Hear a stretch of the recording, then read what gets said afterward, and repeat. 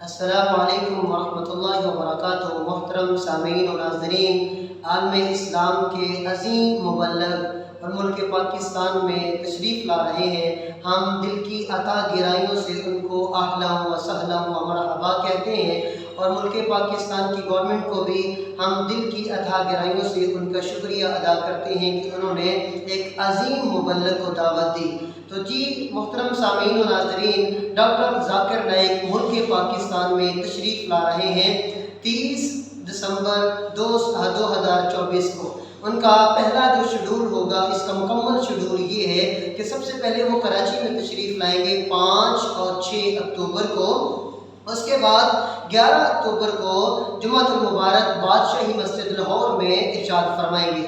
اس کے بعد لاہور میں ہی بڑے اجتماعات میں 12 اور 13 اکتوبر کو ارشادات فرمائیں گے۔